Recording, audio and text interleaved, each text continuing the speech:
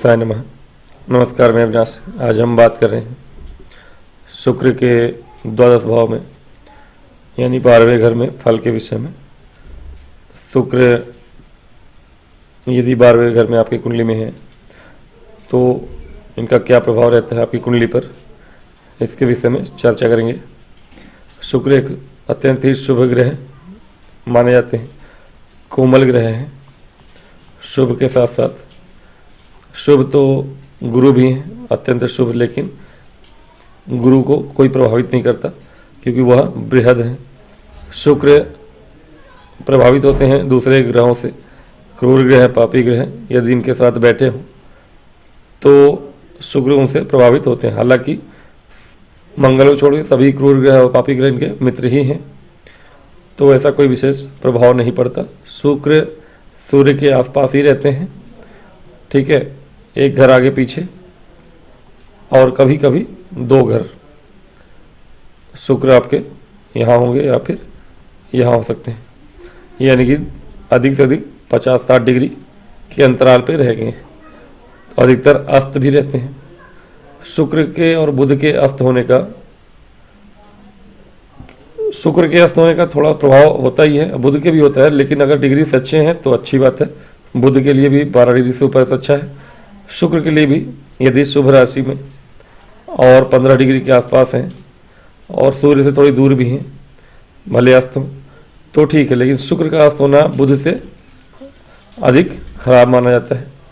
यदि ये अस्त हैं तो आपके जीवन के सुख में कमी लाते हैं और विशेष रूप से वैवाहिक जीवन में कमी लाते हैं। और कुछ बातें बता दूं शुक्र के लिए कि ये आपके शरीर के तरल पदार्थ हैं जो कि आपके संतति के उत्पत्ति में काम आते हैं, ठीक है। और यदि शुक्र निर्बल हैं,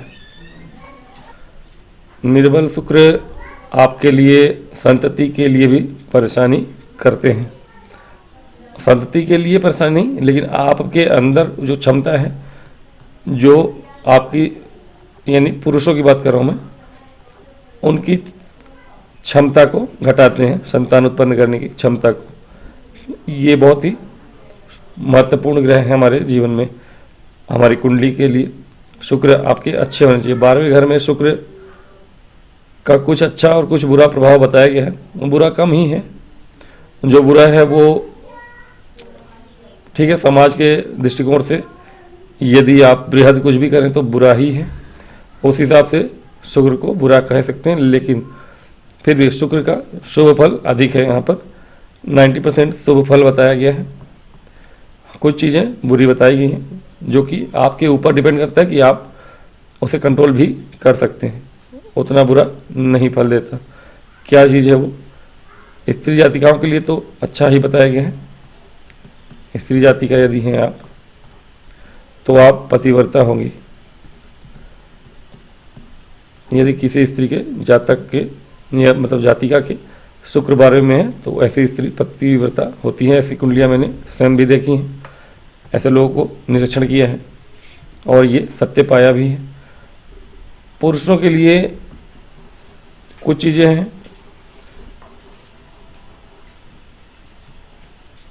अधिक कामी बनाना, शुक्र 12वें घर में बैठ के अत्यंत कामी बनाते हैं आपको।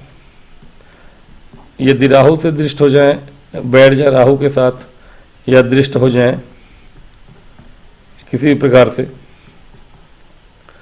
तो कहीं ना कहीं ये फिर लंपट योग भी बनाते हैं। और फिर ये अत्यंत कामी वाला जो फॉर्मूला ये और भी प्रबल हो जाता है। और यही मैंने कहा था कि जो 10% बताया मैंने, अब ये कामी होना बुरा नहीं है, लेकिन सब होते हैं। जो नहीं है उनके लिए फिर इलाज कराना पड़ता है, क्योंकि संतान उत्पत्ति के लिए आवश्यक चीज़ें हैं आपके जीवन में। लेकिन अत्यधिक होना समाज के दृष्टिकोण से आपको मतलब कि बुरा ही बनाएगा। और कहीं कहीं दुखी होने का भी संकेत मिलता है कि दुखी करते हैं। शुक्र यहाँ पर दुखी कैसे करते हैं? अत्यधिक खर्च करने वाला बनाते हैं। शुक्र व्यय के स्वामी हैं और व्यय भाव में बैठे हैं अगर, तो व्यक्ति भोग विलास पे व्यय बहुत करता है, और यदि आप बहुत व्यय करने वाले हैं तो कभी कभी आपको दुख का भी सामना करना पड़ता है। तो इसीलिए ऐसा कहा गया है। लेकिन ऐसे जातकों के पास भोग विलास की वस्तुएं बहुत होती हैं, सुख साधन बहुत होते हैं, धन वैभव बहुत होता है। यदि आपके शुक्र 12वें में बैठे हैं तो सुख संपत्ति धन वैभव ऐश्वर्य आपको प्राप्त होते हैं। अब इसमें यही एक शर्त है कि पीड़ित ना हो, यानी शुक्र आपके नीच में उच्च के यहीं पे होते हैं मीन राशि में। अब मीन राशि में उच्च के हैं तो इसके अपोजिट 6 नंबर यानी कन्या में नीच के होते हैं। यदि यहाँ पे कन्या राशि बनी हुई है यानी कि तुला लग्न है तो शुक्र के लिए अच्छा नहीं होगा। अब नीच के शुक्र यदि हैं तो आपके जीवन में धन वैभव को लेकर परेशानियां हो अथवा ना हो, लेकिन कहीं ना कहीं आपके धन संपत्ति वैभव को थोड़ी बहुत आते जाते खर्च अधिक करना, परेशान होना, ये तो उतार चढ़ाव लगे रहेंगे। लेकिन जो वैवाहिक जीवन होगा आपका तो वो अच्छा नहीं होगा। ठीक है, तो वैवाहिक जीवन के लिए ये सदा ही बुरा करेंगे यदि ये नीच के हैं। वैवाहिक जीवन में परेशानियां ले आते हैं, ये तो है। हाँ, ये शुक्र डिपेंड करता है कि कहाँ के स्वामी होकर यहाँ पे विराजमान है, ये भी महत्वपूर्ण है। यदि ये स्वराशि के हों यहाँ पर या उच्च राशि के यानी 2 नंबर में हों या 7 नंबर में या 12 नंबर में हों तब तो अच्छी बात है। लेकिन उससे भी अच्छी बात ये होगी कि ये अच्छे स्थान की जगह 2 स्थान के स्वामी होकर ही बैठे तो राजयोग बनेगा आपका, विपरीत राजयोग, तो भी अच्छा है। अब क्योंकि देखिए लग्न में अगर लग्नेश होकर शुक्र यहाँ बैठे हैं तो ऐसा जातक जो होता है थोड़ा अधिक व्यय तो करता ही है, लेकिन इसके सुखों में कमी होती है।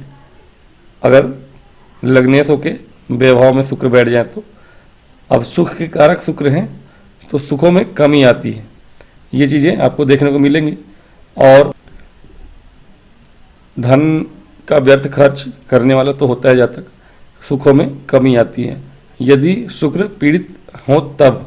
यदि यह शुभ ग्रहों से और दृष्ट हो जाए यानी गुरु या बुध या चंद्रमा इनको देखें, चंद्रमा षष्ठ में हालांकि ठीक है थोड़ी परेशान होंगे लेकिन उतने बुरे नहीं हैं। चंद्रमा भी देखें तो कोई दिक्कत नहीं है क्योंकि इनकी एक ही दृष्टि है, तो चंद्रमा और बुध यहीं से देख सकते हैं। बुध भी यहाँ सही हैं षष्ठ में, चंद्रमा भी ठीक है, चंद्रमा बुध भी देखते हों, लेकिन गुरु देखते तो ज़्यादा अच्छा है। यदि गुरु इन्हें देखें तो ज़्यादा अच्छा है, वो भी चतुर्थ भाव से। शुभ ग्रह देखें तो इनके शुभता में कमी नहीं आएगी, भले ये लग्नेश के स्वामी होकर बैठे हों। और यदि द्वादशेश होके बैठे या द्वादशेश कह रहा हूँ द्वितीयेश होके बैठे, द्वितीय भाव का स्वामी होके अगर द्वादश भाव में बैठे हों तो ऐसे जातक के बड़े भाई का सुख प्राप्त नहीं होता, होंगे ऐसा नहीं है, लेकिन उनसे सुख प्राप्त नहीं होता ऐसा कहा जाता है। और ऐसा जातक जो होता है गवर्नमेंट से लाभ कमाने वाला होता है, ठीक है ना, गवर्नमेंट से लाभ मिलता है ऐसे जातक को। अगर शुक्र अच्छे हैं तो अच्छा फल है, लेकिन अगर अच्छे नहीं हैं तो फिर धनहीनता भी आती है। शुक्र अगर धन भाव के स्वामी होकर बारे में बैठे तो धनहीनता भी हो सकता है समय समय से। अगर अच्छे हैं तो ऐसा जब तक धन कमाता है, धनी होता है, साहसी होता है, ठीक है। अगर द्वितीयेश होके बैठे तो आपके, अगर तृतीयेश होके बैठे हैं,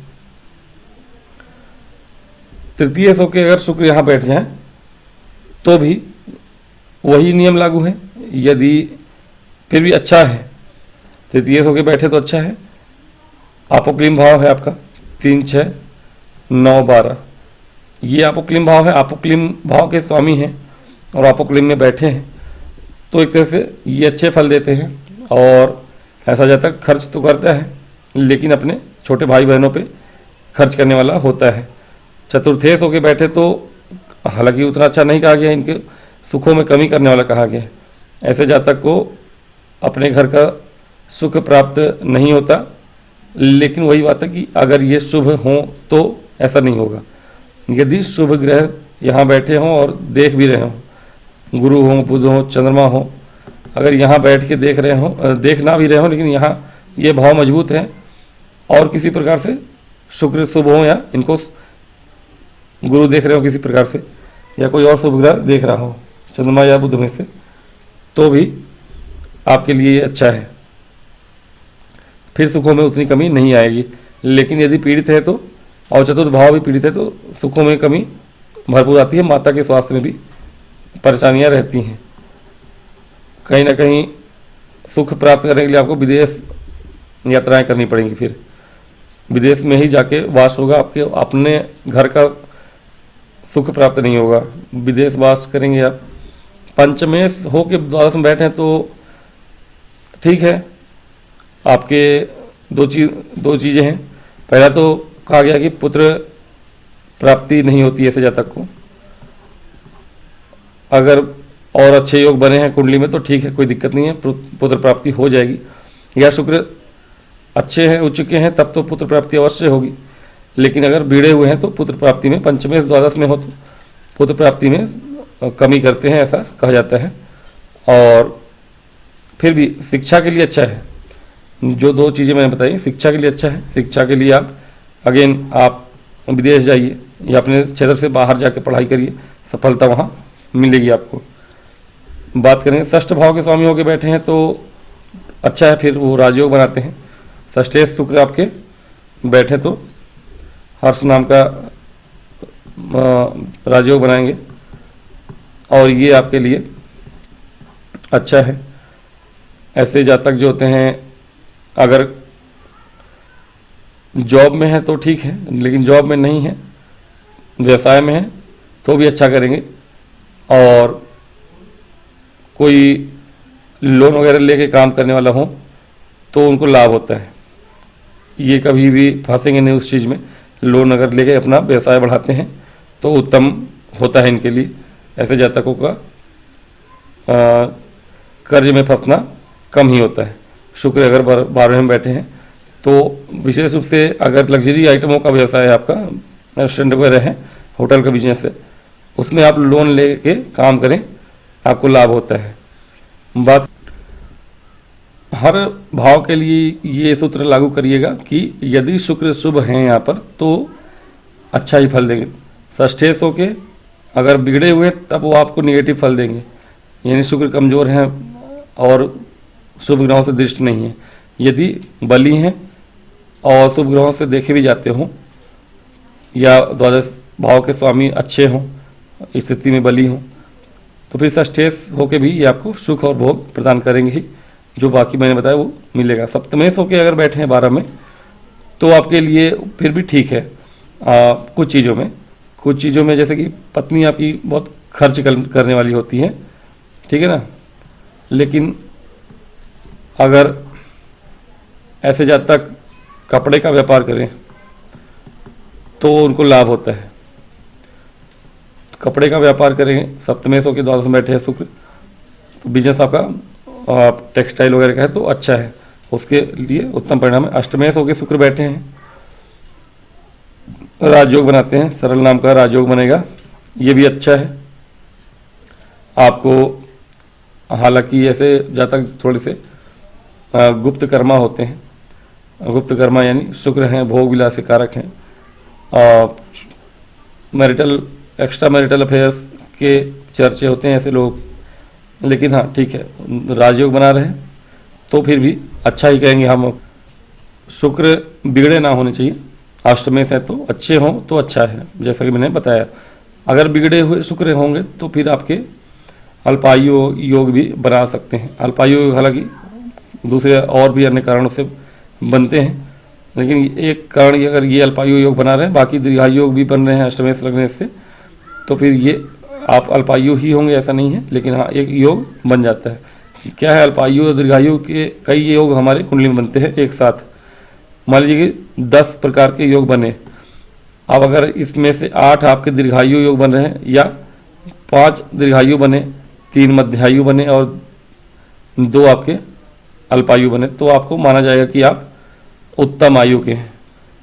इसमें अगर अल्पायु वाले पॉइंट बढ़ गए, अल्पायु के 5 हो गए, मध्यायु के 3 और दीर्घायु के 2, तो भी आपको ठीक है मध्यायु ही माना जाएगा। तो इस तरह से कई योग बनने पर एक बीच का रास्ता निकाल जाता है कि आप अल्पायु हैं, मध्यायु हैं या दीर्घायु हैं।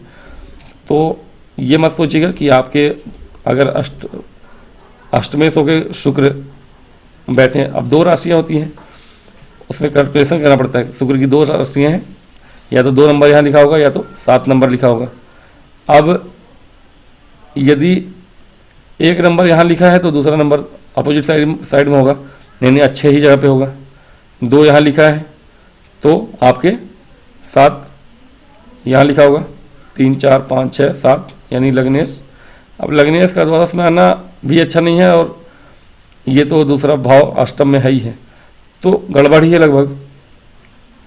अब यदि शुक्र पीड़ित है यहाँ पर, तो आपके लिए वो आयु में वृद्धि करने वाले नहीं होंगे, आयु में कमी करने वाले बन जाएंगे।